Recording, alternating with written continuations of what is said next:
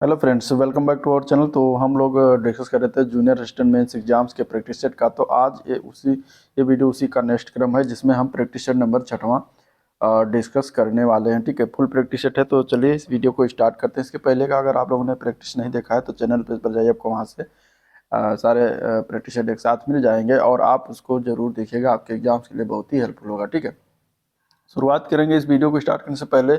अगर आप लोग चैनल पर नए हो और अभी तक सब्सक्राइब नहीं किया तो चैनल को सब्सक्राइब करना मत भूलिए, साथ ही साथ वीडियो को भी लाइक करते चलिएगा। पहला क्वेश्चन लेंगे, यहाँ पे दिया गया है असंगत सामासिक युग्म का चयन करिए। ठीक है, यहाँ पे हमें जो समास युग्म है इसका हमें चयन करना है, इसमें से कौन सा गलत है। नव युवक में कर्मधारय समास दिया गया है, रुद्र प्रिय में बहुव्रीहि, यथा विधि में तत्पुरुष, भक्षा भक्ष में द्वंद्व समास। यहाँ पे गलत किस वाले ऑप्शन में किया गया है? देखिए सी ऑप्शन जो दिया गया है, सी ऑप्शन इसमें गलत है। यथा विधि में तत्पुरुष समास ना होकर यथा विधि में अव्यय भाव समास है, अव्यय भाव समास है। ठीक है, तो यहीं पर गलती किया गया है, अव्यय भाव समास है इसमें। तो आंसर क्या हो जाएगा? सी ऑप्शन हो जाएगा। ठीक है, चलिए क्वेश्चन नंबर 2, कंठ तालव्य निम्नलिखित में से कौन सा वर्ण है? कंठ तालव्य की अगर बात करेंगे तो यहाँ पे क्या हो जाएगा कंठ तालव्य में? तो ए और ऐ आता है जो कि सी ऑप्शन में दिया गया है, तो कंठ तालव्य ये हो जाएगा। ठीक है, छोटाऊ बड़ाऊ जो होता है ये ओष्ठ स्वर होता है। इसके अलावा अगर हम बात करेंगे र और शा की तो ये मूर्धा व्यंजन होता है। ठीक है, र और शा। ए आई जो होता है कंठ तालव्य होता है और छोटा अ और बड़ा जो होता है ये कंठ व्यंजन होता है। तो इस प्रकार ये चीजें होते हैं। यहाँ पे आंसर क्या हो जाएगा? सी ऑप्शन इसके लिए बिल्कुल करेक्ट है। अगले प्रश्न की तरफ बढ़ेंगे। रचना या फिर बनावट के आधार पर शब्द कितने प्रकार के होते हैं? अगला प्रश्न बताना है। रचना एवं बनावट के आधार पर शब्द कितने प्रकार के होते हैं? तो देखिए रचना और बनावट के आधार पर शब्द जो होता है 3 प्रकार का होता है। आपको ऑप्शन में नहीं मिल रहा है तो यहाँ पे ऑप्शन क्या सही है? ई ऑप्शन सही है, उपयुक्त में से कोई नहीं। कौन कौन से होते हैं? तो पहला होता है रूढ़ शब्द। ठीक है, रूढ़ शब्द। दूसरा होता है यौगिक शब्द और तीसरा कौन सा होता है? योग रूढ़ शब्द। ये 3 प्रकार का होता है बनावट या रचना के आधार पर। तो आंसर यही हो जाएगा। आंसर क्या हो जाएगा? ई ऑप्शन, उपयुक्त में से कोई नहीं। चलिए, रामधारी सिंह दिनकर की पहली रचना का नाम बताना है। ठीक है, रामधारी सिंह दिनकर की पहली रचना का क्या नाम है? Question number 4। तो यहाँ पे आंसर क्या हो जाएगा? वो नाम था प्रणभंग। क्या नाम था? प्रणभंग। आंसर यहाँ पे सी ऑप्शन इसका बिल्कुल राइट है। चलिए, दुष्ट लड़के उधम मचाते हैं वाक्यांश का उद्देश्य क्या होगा? देखिए उद्देश्य होता है और विधेय होता है, दो चीजें होती हैं एक वाक्य में। तो यहाँ पे उद्देश्य क्या हो जाएगा? दुष्ट। आंसर क्या हो जाएगा? दुष्ट। बी पार्ट इसका करेक्ट हो जाएगा। ठीक है, चलिए अगले प्रश्न की तरफ चलते हैं। क्वेश्चन नंबर 6 है, अपने सामान के साथ वो चला गया, रेखांकित पदबंध यहाँ पे बताना है। ठीक है, रेखांकित पदबंध अगर देखा जाए तो क्वेश्चन नंबर 6 का सी ऑप्शन हो जाएगा। ठीक है, अव्यय पदबंध इसमें बातें कही गई हैं तो अव्यय पदबंध इसका राइट आंसर हो जाएगा। ठीक है, अव्यय पदबंध क्या होगा? राइट आंसर हो जाएगा क्वेश्चन नंबर 6। चलिए नेक्स्ट क्वेश्चन देखते हैं। क्वेश्चन नंबर 7, संयुक्त वाक्य ये भी अच्छे हैं और वो भी अच्छे हैं, निम्नलिखित विकल्पों में से इस वाक्य के लिए कौन सा एक उचित सरल वाक्य होगा? उचित सरल वाक्य बताना है। यह संयुक्त वाक्य दिया गया है। अब यहाँ पे संयुक्त वाक्य अगर हम बात करेंगे तो सरल वाक्य क्या होगा इसका? कि सब अच्छे हैं। सरल वाक्य इसका क्या हो जाएगा? कि सब अच्छे हैं, ये भी अच्छे हैं वो भी अच्छे हैं, मतलब सब अच्छे हैं। तो यहाँ पे आंसर क्या हो जाएगा? सी ऑप्शन इसका राइट है। आंसर क्या हो जाएगा इसका? सी ऑप्शन राइट है, सब अच्छे हैं। ठीक है, क्वेश्चन नंबर 8 की बात करते हैं। बाजार से आकर गीता खाना पकाएगी, वाक्य में आकर किस क्रिया का उदाहरण है? ठीक है, आकर जो है किस क्रिया का उदाहरण है ये बताना। क्वेश्चन नंबर 8, तो यहाँ पे ये पूर्वकालिक क्रिया का उदाहरण हो जाएगा। ठीक है, कोई क्रिया तुरंत मतलब करके इसके बाद अगली क्रिया हो जाए, चलने लगे, तो इसका मतलब वो पूर्वकालिक क्रिया में चला जाएगा। आंसर यहाँ पे ए पार्ट इसका राइट है। निम्न में से किस वाक्य में संप्रदान कारक है? संप्रदान कारक अगर बात करेंगे तो देखिए संप्रदान कारक में क्या होता है कि जब किसी को कोई चीज दिया जाए तो वहां संप्रदान कारक चतुर्थी विभक्ति और चिन्ह के लिए यहाँ पे के लिए या फिर को इस्तेमाल किया जाता है। ठीक है, तो यहाँ पे अगर हम देखें तो क्वेश्चन नंबर 9 का आंसर क्या है? सी ऑप्शन बिल्कुल राइट है। राजा ने निर्धनों को कंबल दिए, इसका आंसर सी ऑप्शन हो जाएगा। ठीक है, चलिए अगला क्वेश्चन, अलंकार का नाम बताना है। इस वाक्य में कौन सा अलंकार है? ठीक है। को तुम हो हित इत आए कहाँ घनश्याम हो, तो कतहूँ बिरसो चित चोर कहावत है, हम तो तहाँ जाहूँ धन है सरसों। इसमें कौन सा अलंकार प्रयोग किया गया है? तो अलंकार इसमें फाइनली वक्रोक्त अलंकार का हो जाएगा आंसर, यहाँ पे सी ऑप्शन राइट है। ठीक है, वक्रोक्त अलंकार। अलंकार आपको जो मेन मेन है उसको पढ़िएगा जरूर और उसके उदाहरण को भी ध्यान में रखिएगा। चलिए, मान न मान मैं तेरा मेहमान, इसमें लोकोक्तियों का हमें मिलान करना है। ठीक है, लोकोक्तियों का क्या करना है, मिलान करना है। मान न मान मैं तेरा मेहमान, इसका मतलब कि क्या हो जाएगा, जबरदस्ती गले पड़ना। तो पहले का क्या हो जाएगा, डी ऑप्शन हो जाएगा। दूसरा, सुनिए सबकी करिए मन की, मतलब कि डी मत हो, डी नहीं होगा। मान न मान मैं तेरा मेहमान, जबरदस्ती गले पड़ना, पहला का सी हो जाएगा। ठीक है, सुनिए सबकी करिए मन की, मतलब अंतःकरण की बात माननी चाहिए, मन की बात माननी चाहिए, तो दूसरा का डी हो जाएगा। काला अक्षर भैंस बराबर, मतलब बिल्कुल अनपढ़।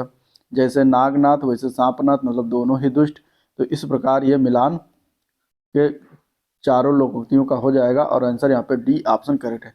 आपको इस तरीके से क्वेश्चन मिलेंगे कि एक ही क्वेश्चन में, अब यहाँ पे देखिए चार जो है क्वेश्चन मान के चलिए कि तैयार है। ठीक है, चलिए, सरकारी पत्र के संबंध में क्या सही नहीं है, सरकारी पत्र के संबंध में सही नहीं है यहाँ पे बताना। तो पहले बताया कि ये औपचारिक पत्र की श्रेणी में आता है, तो बिल्कुल ये सही है।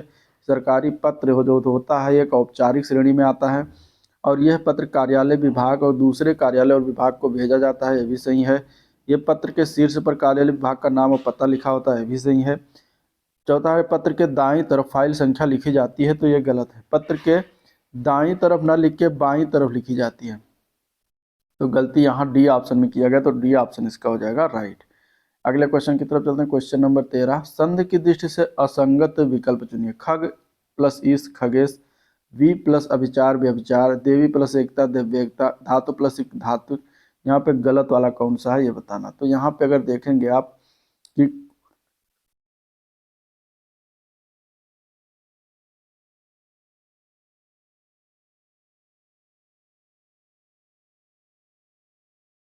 कि 13 में कौन सा गलत है, तो 13 में बी ऑप्शन गलत है। ठीक है, बी ऑप्शन गलत हो जाएगा। यहाँ पे आंसर क्या हो जाएगा, बी ऑप्शन बिल्कुल गलत है। ठीक है,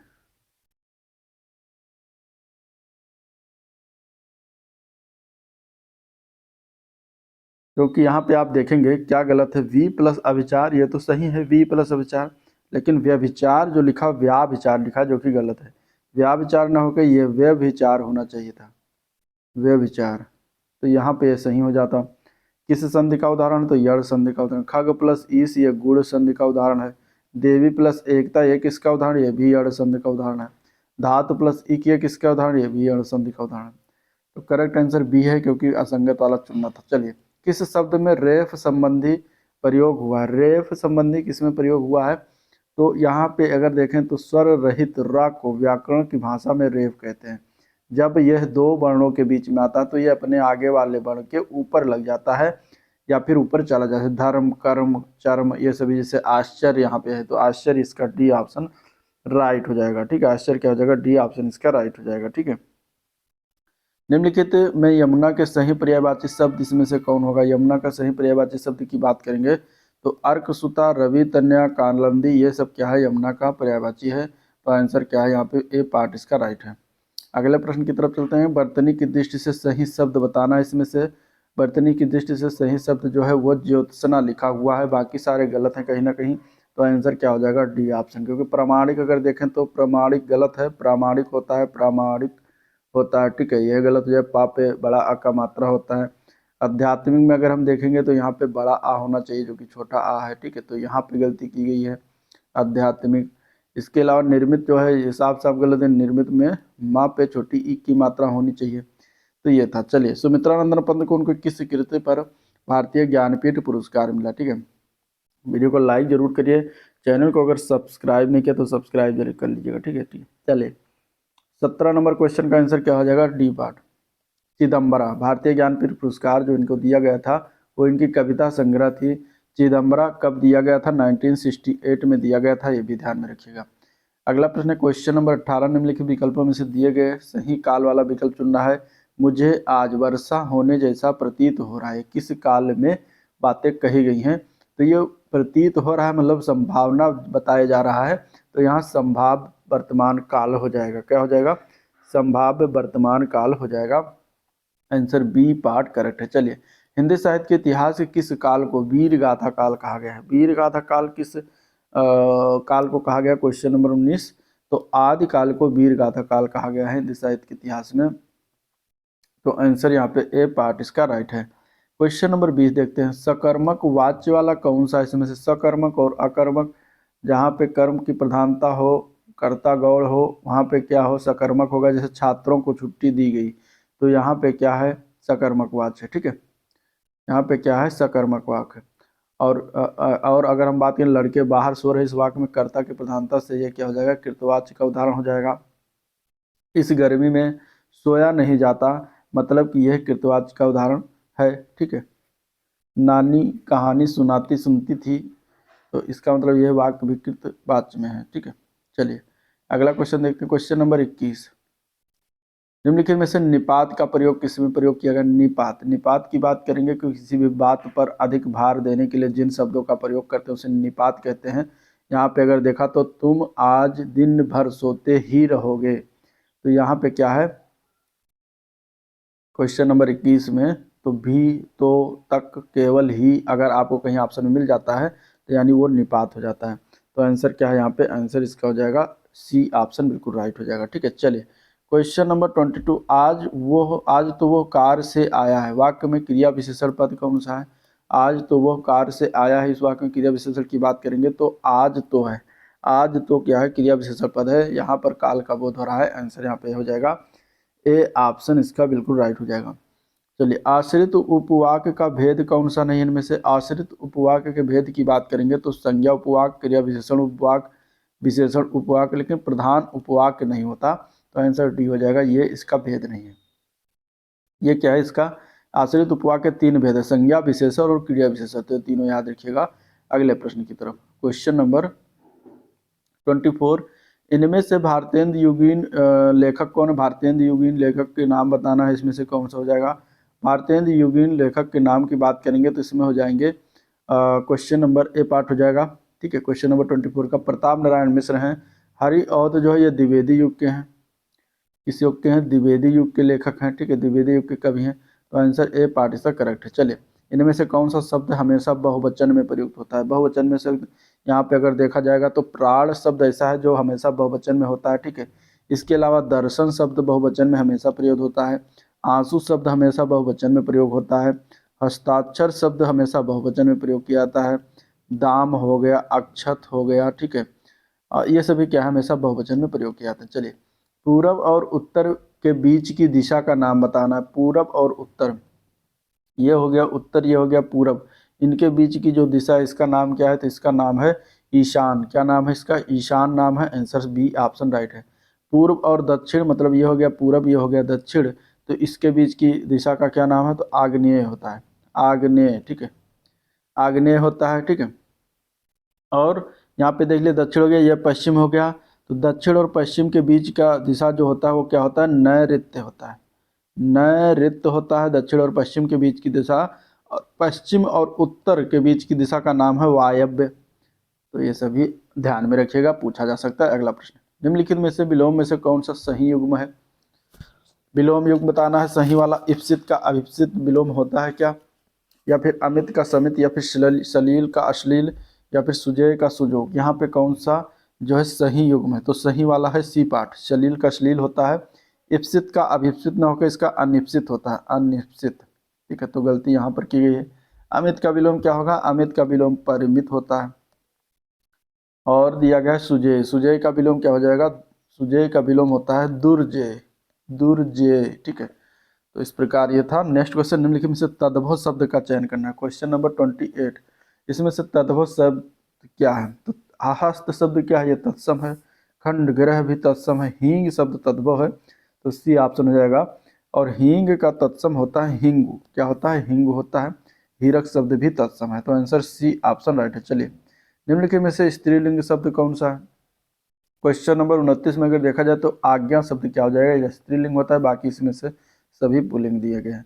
बिहारी किसके दरबारी कब थे, बिहारी की बात करें तो बिहारी जो थे ये राजा जय सिंह प्रथम के दरबारी कब थे, तो आंसर बी ऑप्शन करेक्ट हो जाएगा। अब अगला क्वेश्चन है जीएस का, जीएस देखने वाले हैं। निम्नलिखित में से कौन सा देश अरब प्रायद्वीप का भाग नहीं, इनमें से अरब प्रायद्वीप के इनमें से देखा जाए कुवैत है, ओमान है, यमन है, जॉर्डन जो है अरब प्रायद्वीप का भाग नहीं है। अगर बात करें अरब प्रायद्वीप दक्षिण पश्चिम एशिया में अफ्रीका और एशिया के संगम पर स्थित एक प्रायद्वीप है। अरब प्रायद्वीप में कुवैत आते हैं, ओमान आता है, कतर, संयुक्त अरब अमीरात, यमन, बहरीन और इराक के कुछ हिस्से सम्मिलित होते हैं इसमें, ठीक है। क्वेश्चन नंबर 32 है, निम्नलिखित में से कौन सा जैव मंडल भारत के 3 राज्यों में फैला हुआ है, कौन सा इसमें से जैव मंडल जो भारत के 3 राज्यों में फैला हुआ है, तो वह है नीलगिरी जैव मंडल, ठीक है। नीलगिरी जैव मंडल भारत के 3 राज्य कौन कौन सा, तो तमिलनाडु एक हो गया, तमिलनाडु हो गया, कर्नाटक हो गया, ठीक है, कर्नाटक हो गया और केरल हो गया। तो यहाँ 3 राज्यों में जो है क्या है, यह फैला हुआ है। तो इस प्रकार आप याद रखिएगा, यह भारत का पहला और सबसे बड़ा बायोस्फीयर है, ये भी ध्यान में रखिएगा। चलिए, 8वां हिंद महासागर IOC 2025 16-17 फरवरी 2025 को कहाँ आयोजित किया जाएगा, ठीक है। ये कहाँ पर आयोजित हो चुका है अभी फिलहाल में, अगर हम देखें तो इसकी अगर आंसर की बात करें तो 33 का आंसर हो जाएगा ए पार्ट, ये ओमान में हुआ है, ठीक है, ओमान में हुआ है। इसकी शुरुआत कब हुई थी हिंद महासागर सम्मेलन की, तो इंडिया फाउंडेशन ने 2016 में इसकी शुरुआत की थी, कहाँ पर, सिंगापुर से। चलिए, क्वेश्चन नंबर 34, इनमें से कौन 4 stars of destiny and autobiography पुस्तक के लेखक हैं, तो इसमें से कौन हो जाएंगे, तो उनका नाम है मगनोज मुकुंद नरवड़े, ठीक है। नरवड़े साहब जो है क्या रहे हैं, तो ये बताइए आप जो है कमेंट करके। चलिए, अगला क्वेश्चन, कौन सा संगठन विलुप्त प्राय प्रजातियों की विश्वव्यापी सूची की प्रकाशित करता है, तो उस वाले संगठन का नाम क्या है, तो उसका नाम है जो है अंतर्राष्ट्रीय प्रकृति संरक्षण संघ, जिसको कहते हैं IUCN, ठीक है, world wide for nature, world wide fund for nature की अगर हम बात करें WWF की, तो ये इसकी स्थापना 1969 में किया गया था। हेडक्वार्टर इसका कहाँ है, स्विट्जरलैंड में, स्विट्जरलैंड में इसका हेडक्वार्टर है, ठीक है। UNEP की बात करेंगे तो ये 1972 में इसकी स्थापना किया गया, कहाँ पर इसका हेडक्वार्टर है, नैरोबी केन्या में, ठीक है। इसके बाद UNDP की बात करें 1965 में स्थापना हुई इसकी, इसका जो है कहाँ पर हेडक्वार्टर, तो न्यूयॉर्क शहर में इसका हेडक्वार्टर है, ठीक है। फिर IUCN जो पूछा गया है 1948 में इसकी स्थापना किया गया था, इसका भी कहाँ पर है, हेडक्वार्टर स्विट्जरलैंड है। तो ये चीज़ें हो गई। चलिए, अगला क्वेश्चन, सब्जियों का कौन सा समूह किसी पौधे का भूमिगत तना या रूपांतरित तना होता है, तो माफ करिए, भूमिगत तना और रूपांतरित तना की बात करेंगे तो क्वेश्चन नंबर 36 का सी बात है हो जाएगा, आलू, प्याज और लहसुन ये भूमिगत तना होता है। आंसर यहाँ पे सी ऑप्शन इसका राइट है। चलिए, निम्नलिखित में से बादशाह नामा किसने लिखा है, बादशाह नामा की बात है 37 के आंसर की बात करेंगे तो ये अब्दुल हमीद लाहौरी के द्वारा लिखित है। यहाँ पे आंसर क्या है, बी ऑप्शन करेक्ट है, ठीक है, बी ऑप्शन करेक्ट है। चलिए, नेक्स्ट क्वेश्चन देखते हैं, क्वेश्चन नंबर 38, निम्नलिखित में से कौन सा नदियों का सही क्रम उत्तर से दक्षिण की तरफ है, ठीक है। उत्तर से दक्षिण की तरफ जाएंगे और नदी को मिलाना है उस तरीके से, तो सबसे उत्तर में कौन सी नदी बहती है, तो झेलम नदी बहती है, झेलम नदी बहती है। फिर इसके बाद अगर हम आते हैं तो कौन सी, तो चीनाब नदी बहती है, चीनाब हो गया। फिर इसके बाद अगर हम आते हैं तो कौन सी नदी मिलती है आपको, रावी नदी मिलती है। और इसके बाद सबसे दक्षिण में यहाँ पे आपको सतलुज नदी मिलती है, ठीक है। तो इस प्रकार ये हो जाएगा आंसर ए पार्ट इसका करेक्ट। भारत में पठारी क्षेत्र लगभग कितना प्रतिशत है, भारत में पठारी क्षेत्र लगभग की बात करता है तो 27% पठारी क्षेत्र है, आंसर बी पार्ट इसका राइट हो जाएगा। चलिए, रेजांगला युद्ध स्मारक कहाँ पर स्थित है, रेजांगला युद्ध स्मारक जो पड़ता है ये लद्दाख में है, आंसर सी पार्ट इसका राइट है, ठीक है। अगले प्रश्न की तरफ बढ़ेंगे, क्वेश्चन नंबर 41, ब्रह्मपुत्र नदी तीस्ता नदी में शामिल होने के बाद किस नाम से जानी जाती है, ब्रह्मपुत्र नदी में तीस्ता नदी जब शामिल होती है तब इसको किस नाम से जानते हैं, तब जमुना नाम से जानते हैं, आंसर ए पार्ट करेक्ट हो जाएगा। मौलिक अधिकारों से संबंधित निम्नलिखित निर्णयों के सही कालानुक्रम का चयन करना है इसमें से, ठीक है। मौलिक अधिकार से संबंधित अगर देखें क्वेश्चन नंबर 42 तो यहाँ पे क्या हो जाएगा, 42 का सी पार्ट हो जाएगा, ठीक है। क्योंकि सबसे पहले अगर हम बात करेंगे तो मौलिक अधिकार से संबंधित जो आया वो है ए के गोपालन बनाम मद्रास राज, क्योंकि ये हुआ था कब, 1950 में, फिर इसके बाद आया आपका गोलकनाथ बनाम पंजाब राज। गोलकनाथ बनाम पंजाब राज ये कब हुआ? 1967 में। इसके बाद आया आपका केशवानंद भारती बनाम बनाम केरल राज। तो केशवानंद भारती कब आया? 1973 में आया, 1973। फिर मिनरवा मल्स मामला आया जो कि 1980 में आया। तो यहाँ पे आपका कालानुक्रम में अनुसार में अगर देखें तो सी ऑप्शन इसका बिल्कुल राइट बैठता है। भारत के मुख्य चुनाव आयुक्त की अवधि कितनी होती है? भारत में मुख्य चुनाव आयुक्त की अवधि की बात कर रहा है तो यहाँ पे इसका आंसर सी ऑप्शन हो जाएगा, 6 वर्ष होते हैं या फिर 65 वर्ष की आयु, जो भी पहले हो वो हो जाएगा। आंसर सी ऑप्शन राइट है। चलिए, प्रधानमंत्री जन धन योजना की शुरुआत कब की गई? प्रधानमंत्री जन धन योजना की बात कर रहा है तो इसकी घोषणा मोदी के द्वारा 15 अगस्त 2014 को घोषणा किया गया था लाल किले के प्राचीर से। और इसे शुरू कब किया गया? 28 अगस्त 2014 को, जो कि 28 अगस्त 2014 को आपको ऑप्शन में नहीं मिल रहा है। तो आंसर क्या हो जाएगा? E option. अगर ये पूछता कि घोषणा कब की गई तब आप 15 अगस्त 2014 लगा सकते हैं, लेकिन शुरुआत कब किया गया था? 28 अगस्त 2014 से। तो आंसर क्या हो जाएगा? ई ऑप्शन, उपयुक्त में से कोई नहीं। चलिए, ब्रिक्स का नवीनतम सदस्य देश कौन सा बना है? तो उसका नाम है इंडोनेशिया। यहाँ पे हो जाएगा डी ऑप्शन। अगला प्रश्न, अगले प्रश्न में सूची 1 को सूची 2 से मिलान करना है, मंदिर को मिलाना है यहाँ पे, ठीक है। कैलाशनाथ मंदिर किस शहर में स्थित है? तो कांचीपुरम में पड़ता है। बृहदेश्वर मंदिर, ठीक है। यहाँ पे कैलाशनाथ मंदिर की बात करेंगे, कहाँ है? बृहदेश्वर मंदिर कहाँ पर है? कैलाशनाथ मंदिर कांचीपुरम में है। बृहदेश्वर मंदिर पड़ता है तंजावुर में। और आपका होयसलेश्वर मंदिर जो है ये पड़ता है हॉलीवुड। और गोमतेश्वर मंदिर श्रवणबेल गोला। तो यहाँ पे इसके लिए आंसर क्या है? बी ऑप्शन करेक्ट हो जाएगा। अगले क्वेश्चन की तरफ चलते हैं। क्वेश्चन नंबर 47, निम्नलिखित में से कौन सा युग्म सुमेलित नहीं है इनमें से? 47 के आंसर की बात करेंगे तो आंसर हो जाएगा सी ऑप्शन, भीतरी जो शिलालेख या अभिलेख है पुलकेशन द्वितीय के समय का, तो ये गलत है। बाकी अगर हम देखें तो सारे सही हैं, क्योंकि आंसर क्या हो जाएगा यहाँ पे? सी ऑप्शन राइट हो जाएगा, ठीक है। भीतरी स्तंभ शिलालेख जो है स्कंदगुप्त के शासनकाल का था, ना कि पुलकेशन द्वितीय के काल का। तो ये हो जाएगा। चलिए, अगला क्वेश्चन, गोपाल कृष्ण गोखले ने किस वर्ष भारत सेवक मंडल यानी कि सर्वेंट ऑफ इंडिया सोसाइटी की स्थापना की थी? सर्वेंट्स ऑफ इंडिया सोसाइटी की स्थापना कब हुई? 1905 में हुआ था, 12 जून को। तो आंसर क्या हो जाएगा? डी ऑप्शन इसका राइट है। चलिए, अगले क्वेश्चन की तरफ चलते हैं। क्वेश्चन 49, निम्नलिखित में से कौन सा कथन सही है? चोल साम्राज्य की स्थापना विजयालय ने की। तंजौर के शिव मंदिर के नाम से प्रसिद्ध बृहदेश्वर मंदिर का निर्माण राजराज चोल प्रथम के शासनकाल में हुआ था क्या? क्वेश्चन नंबर 49 का आंसर क्या हो जाएगा? इन दोनों में से दोनों कथन सही है। तो आंसर हो जाएगा सी ऑप्शन, वो 1 व 2 दोनों। चलिए, क्वेश्चन नंबर 50, बताना यहाँ पे निम्नलिखित घटनाओं पर विचार करना है। गांधी इरविन समझौता, सांप्रदायिक पंचाट, इसके बाद है द्वितीय गोलमेज सम्मेलन, फिर नेहरू रिपोर्ट। उपयुक्त घटनाओं के कालानुक्रम अनुसार व्यवस्थित करना है।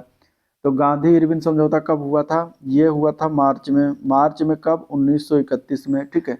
इसके बाद आया सांप्रदायिक निर्णय कब हुआ? ये 1932 में घटित हुआ। फिर दूसरा गोलमेज सम्मेलन कब हुआ था? तो सितंबर 1931 से चालू हुआ था और दिसंबर 1931 तक जो है ये गोलमेज सम्मेलन हुआ था, सितंबर से चालू होकर दिसंबर तक, ठीक है। फिर आया नेहरू रिपोर्ट की बात करेंगे तो नेहरू रिपोर्ट 1928 में आया था। तो यहाँ पे अब सबसे पहले क्या हुआ? तो नेहरू रिपोर्ट आया, मतलब 4 वाला सही हो जाएगा, ठीक है, सबसे पहले। फिर नेहरू रिपोर्ट के बाद मार्च 1931 में जो हुआ गांधी इरविन समझौता, और सितंबर 1931 में द्वितीय गोलमेज सम्मेलन हुआ। तो 4 के बाद 1 हो जाएगा, ठीक है, 4 के बाद 1 हो जाएगा, ये भी गलत हो जाएगा। और इसके बाद फिर तीसरा आएगा द्वितीय गोलमेज सम्मेलन, फिर दूसरा आएगा सांप्रदायिक पंचांग। तो आंसर क्या है यहाँ पे? डी ऑप्शन राइट है। जरी जरदोजी एक जिला उत्पाद, एक जिला एक उत्पाद के अंतर्गत किस जिले का उत्पाद है? जरी जरदोजी का काम यूपी ओडीओपी के तहत किस जिले को दिया गया? तो बदायूं का है। आंसर क्या हो जाएगा यहाँ पे? सी ऑप्शन राइट है। चलिए, अगले क्वेश्चन की तरफ चलते हैं। 2011 की जनगणना के अनुसार उत्तर प्रदेश की कुल जनसंख्या कितनी थी? तो 19.98 करोड़ थी। आंसर बी ऑप्शन इसका राइट हो जाएगा, ठीक है। अगला क्वेश्चन, शाहमल ने ब्रिटिश सत्ता के खिलाफ विद्रोह 1857 में कहाँ का नेतृत्व किया था शाहमल के द्वारा? शाहमल की अगर बात करेंगे तो इन्होंने 1857 में विद्रोह में उत्तर प्रदेश के बड़ौत, जो कि एक बागपत का एक शहर है बड़ौत, तो वहाँ से इन्होंने नेतृत्व किया था। और शाहमल जो है बड़ौत कस्बे के पास बिजरोल गांव के रहने वाले थे। तो यहाँ आंसर क्या हो जाएगा, उपयुक्त में से कोई नहीं। ठीक है, बहुत अच्छा क्वेश्चन और बहुत जबरदस्त क्वेश्चन। अगला प्रश्न, केंद्रीय औषधि अनुसंधान संस्थान की स्थापना जो है कब हुआ था? केंद्रीय औषधि अनुसंधान संस्थान 54 का हो जाएगा। यहाँ पे अगर देखेंगे तो केंद्रीय औषधि अनुसंधान संस्थान की स्थापना 1951 में हुआ था। यहाँ पे किसी भी ऑप्शन में तो इसका भी उपयुक्त में से कोई नहीं हो जाएगा। राज्यसभा का सर्वप्रथम गठन किस वर्ष हुआ था? राज्यसभा का गठन जो हुआ था 1952 में हुआ था, तो सी ऑप्शन हो जाएगा। भारत भारती मंदिर जो उत्तर प्रदेश किस जिले में स्थित है? भारत अगर हम बात करेंगे 56 नंबर की, तो ए पार्ट हो जाएगा, ये सिद्धार्थ नगर में पड़ता है। ठीक है, अगला क्वेश्चन तरफ चलते हैं। उत्तर प्रदेश का अंतिम विभाजन कब हुआ? अंतिम विभाजन जब पूछा जाएगा तो आप नवंबर 2000 लगाइएगा। नवंबर 2000 में उत्तराखंड बनाया गया था, उत्तर प्रदेश से ही जो है निकालकर 27वें राज्य के रूप में निर्माण किया गया था। शारदा नहर का निर्माण कब हुआ था? Question number 58। क्वेश्चन नंबर 58 का हो जाएगा यहाँ पे, अगर हम देखें तो ई पार्ट हो जाएगा, क्योंकि इसकी स्थापना 1928 में हुई थी। ठीक है, चलिए, उत्तर प्रदेश के निम्नलिखित शहरों को क्षेत्रफल के अवरोही क्रम में लगाना, मतलब सबसे बड़ा हुआ क्षेत्रफल की बात करें 59 नंबर के अगर देखेंगे तो सबसे बड़ा क्षेत्रफल इसमें हो जाएगा लखीमपुर खीरी, फिर सोनभद्र, फिर सीतापुर, फिर हरदोई। तो आंसर हो जाएगा 1 4 3 2। अगला प्रश्न, उत्तर प्रदेश का नवीनतम नगर निगम का नाम क्या है? नवीनतम नगर निगम की बात करेंगे तो वो है शाहजहांपुर। आंसर यहाँ पे बी ऑप्शन राइट है। ठीक है, नेक्स्ट क्वेश्चन की बात करते हैं। निम्नलिखित में से कौन सा जिला नेपाल की सीमा को छूते हैं? ठीक है, नेपाल को सीमा से 7 जिले लगते हैं। 7 जिले में कौन कौन से हैं? पीलीभीत, लखीमपुर खीरी, ठीक है, और इसके अलावा बहराइच, श्रावस्ती, बलरामपुर, सिद्धार्थनगर, और आपका आता है महाराजगंज। तो यहाँ पे कौन कौन सा जिला लगता है वो की बात कर रहा है, तो आंसर क्या हो जाएगा यहाँ पे? बी ऑप्शन करेक्ट हो जाएगा। ठीक है, चलिए नेक्स्ट क्वेश्चन, उत्तर प्रदेश की प्रथम विधानसभा का गठन कब किया गया? प्रथम विधानसभा का गठन कब किया गया था? तो प्रथम विधानसभा का गठन हुआ था 8 मार्च 1952 को। आंसर यहाँ पे बी ऑप्शन इसका राइट है। अगले प्रश्न की तरफ चलते हैं। Question number 63। क्वेश्चन नंबर 63 है, बुंदेलखंड एक्सप्रेस वे कुल कितने जिले से होकर गुजरता है? बुंदेलखंड एक्सप्रेस वे कुल कितने जिले से होकर गुजरता है?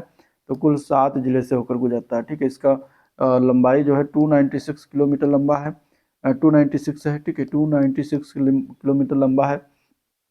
तो यहाँ पे आंसर क्या हो जाएगा? बी ऑप्शन इसका राइट है। चलिए, सहरिया जनजात उत्तर प्रदेश के किस जिले में निवास करती है? सहरिया जनजात जो है 64 का आंसर क्या हो जाएगा? डी ऑप्शन, ये ललितपुर जिले में पाई जाती है। अगले प्रश्न की तरफ चलते हैं, सुमेलित करना है। ठीक है, परीक्षा बांध किस जिले में है? और इसके अलावा 65 में अगर हम देखेंगे तो परीक्षा बांध झांसी में पड़ता है, राजघाट बांध ये ललितपुर में है, अर्जुन बांध की बात करेंगे तो महोबा, और हौरा बांध पड़ता है मिर्जापुर में। तो आंसर यहाँ पे सी ऑप्शन इसका राइट है। चलिए, उत्तर प्रदेश की सबसे ऊंची चोटी का नाम बताना है, ये भी याद रखिएगा। उत्तर प्रदेश सबसे ऊंची चोटी का नाम है अमसोत पर्वत शिखर, अमसोत शिखर। आंसर यहाँ पे ए पार्ट इसका राइट है। देवांगना घाटी किस जिले में पड़ता है? देवांगना घाटी की बात करेंगे तो ये चित्रकूट जिले में स्थित है। यहाँ पे आंसर सी ऑप्शन इसका बिल्कुल राइट है। चलिए, अगला प्रश्न है, भातखंड संगीत संस्थान की आधारशिला कब रखी गई? भातखंड संगीत संस्थान की आधारशिला की बात करेंगे तो 1926 में रखा गया था। आंसर यहाँ पे बी ऑप्शन इसका राइट हो जाएगा। ठीक है, चलिए, निम्नलिखित में से किस जिले में बताना उत्तर प्रदेश में राजकीय जैन संग्रहालय किस जिले में स्थित है? 69, तो मथुरा जिले में पड़ता है। आंसर ए पार्ट हो जाएगा। ठीक है, उत्तर प्रदेश के मुख्यमंत्री के कालानुक्रम अनुसार व्यवस्थित करना है। तो यहाँ पे अगर हम देखें, सबसे पहले त्रिभुवन नारायण सिंह थे, फिर कमलापति त्रिपाठी आए, फिर राम नरेश यादव हुए, फिर विश्वनाथ प्रताप सिंह। तो आंसर बी ऑप्शन हो जाएगा। ठीक है, त्रिभुवन नारायण सिंह जो है 1970 में बने थे मुख्यमंत्री, 1971 तक थे। कमलापति त्रिपाठी 1971 में बने मुख्यमंत्री, 1973 तक रहे थे। ठीक है, इसके बाद आते हैं राम नरेश यादव, 1977 से लेकर 79 तक रहते ही। फिर आते हैं विश्वनाथ त्रिपाठी, जो कि विश्वनाथ प्रताप सिंह आते हैं 1980 से लेकर 82 तक।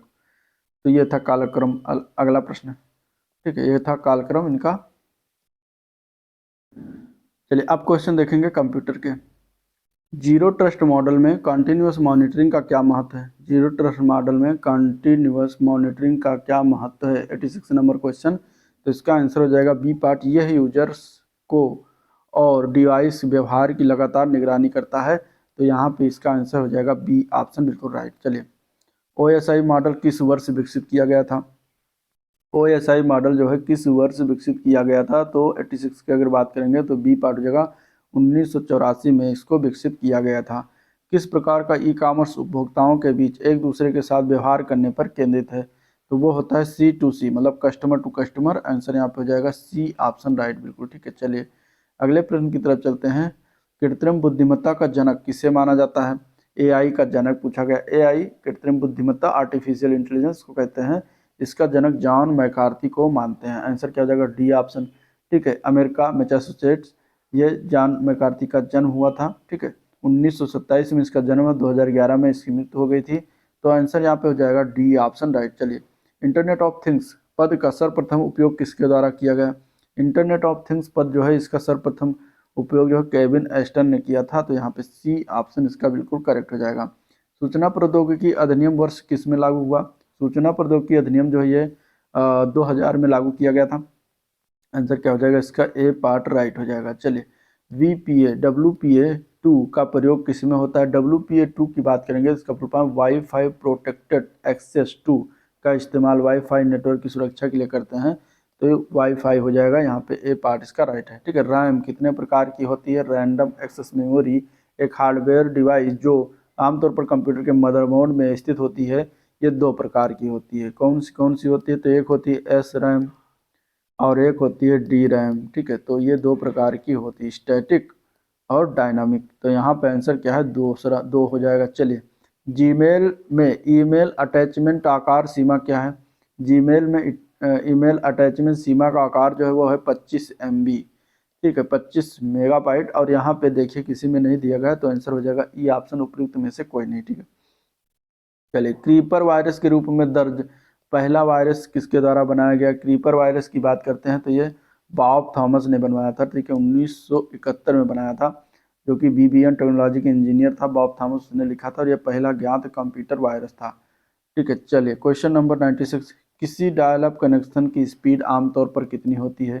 डायल अप कनेक्शन की स्पीड की बात करें 96 का, तो वो होता है 56 kbps, ठीक है, 56 किलोबाइट पर सेकंड। ये इसकी स्पीड क्या होता है, जो है स्पीड होती है। तो आंसर यहाँ पे हो जाएगा बी ऑप्शन इसका राइट। चलिए क्वेश्चन नंबर 97, MS एक्सेल में एब्सोल्यूट एड्रेस बनाने के लिए एब्सोल्यूट एड्रेस बनाने के लिए किस कैरेक्टर का उपयोग किया जाता है? तो वो है डॉलर। किसका प्रयोग करते हैं? डॉलर का प्रयोग करते हैं। आंसर ए पार्ट इसका राइट हो जाएगा। चलिए इनमें से किस जनरेशन के कंप्यूटर ने पहली बार अपने CPU में इंटीग्रेटेड सर्किट का इस्तेमाल किया था? तो 98 का आंसर हो जाएगा थर्ड जनरेशन, ठीक है। थर्ड जनरेशन के द्वारा इंटीग्रेटेड सर्किट का इस्तेमाल किया गया था। फर्स्ट जनरेशन के द्वारा वैक्यूम ट्यूब का इस्तेमाल किया गया। दूसरी जनरेशन के द्वारा ट्रांजिस्टर का इस्तेमाल किया गया, और चौथी जनरेशन में माइक्रो प्रोसेसर। चलिए गूगल क्रोम में टैब की का प्रयोग करके आगे बढ़ने के लिए निम्न में से कौन सी शॉर्टकट की का उपयोग किया जाता है? तो क्वेश्चन नंबर 99 का सी हो जाएगा, कंट्रोल प्लस टैब का इस्तेमाल करते हैं। आंसर क्या हो जाएगा यहाँ पे? सी पार्ट इसका करेक्ट है, ठीक है, कंट्रोल प्लस टैब बटन का इस्तेमाल करते हैं। चलिए क्वेश्चन नंबर 100, MS विंडोज 10 में शामिल वर्चुअल असिस्टेंट का नाम क्या है? तो विंडोज 10 में जो शामिल हुआ था वर्चुअल असिस्टेंट, वो कोर्टाना था, जो कि माइक्रोसॉफ्ट के द्वारा सम्मिलित किया गया था। तो आंसर क्या हो जाएगा यहाँ पे? C option. से कब पेश किया गया था? 2014 में जो है पेश किया गया था, ठीक है। तो ये था ओवरऑल वीडियो जिसको हम लोगों ने देखा। डिस्कस वीडियो पसंद आया तो लाइक करिए, चैनल को सब्सक्राइब नहीं किया तो सब्सक्राइब कीजिए, साथ ही साथ शेयर भी कर दीजिएगा वीडियो को। आज का वीडियो पर एंड करते हैं, मिलते हैं नेक्स्ट वीडियो में, तब तक के लिए थैंक यू।